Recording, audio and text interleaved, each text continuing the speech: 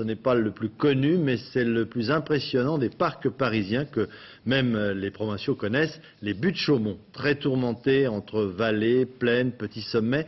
Il a été créé, comme beaucoup d'autres, au XIXe siècle, sous l'impulsion du baron Haussmann, qui avait décidé de redessiner entièrement Paris. Ce jardin est artificiel et aujourd'hui il commence à souffrir dans ses fondations. Il faut donc le consolider. Gérard Dalmaz, Daniel Lévy.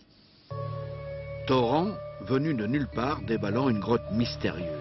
Décor romantique imaginé par Adolphe Alphand au Second Empire. Son ouvrage merveilleux, Les Promenades de Paris, est enfin réédité. 567 gravures. Livre monument qui montre les jardins majeurs de la capitale, qui en compte 400, surtout par la volonté de Napoléon III et du préfet Haussmann. Meilleur exemple, les buttes Chaumont, 25 hectares. Le plus bel espace paysager a succédé aux lugubres souvenirs de la balade des pendus, des gibets de Montfaucon. François Villon y a échappé de peu. Et puis la colline a été défoncée par une gigantesque carrière de plâtre, ensuite occupée par un immense dépotoir. 1864, on comble comme on peut, mal, vite. Actuellement, les campagnes de consolidation injectent des milliers de mètres cubes de béton dans les vides des profondeurs.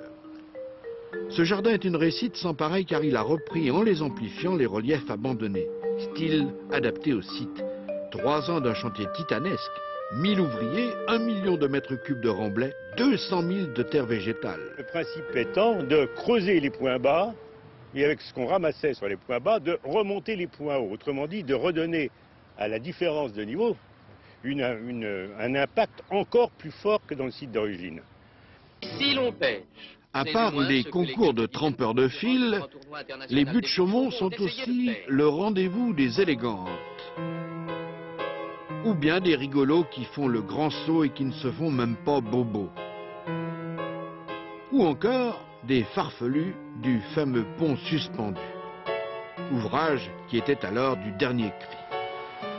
Le parc n'a guère changé depuis 1867. Pourtant, le chef jardinier essaye de mieux répartir les 2300 arbres, les 40 000 fleurs, pour rendre plus lisible le paysage original. Dans le cadre du jardin paysager, c'était un anachronisme, si vous voulez. On ne voyait pas la rivière, on entendait le bruit, mais il n'y avait pas le reflet de l'eau. Alors qu'aujourd'hui, on redécouvre le ruisseau, on redécouvre l'eau, on redécouvre le bruit. Avec cette promenade baroque qui aurait plu à Offenbach, Napoléon III voulait créer les Tuileries du peuple.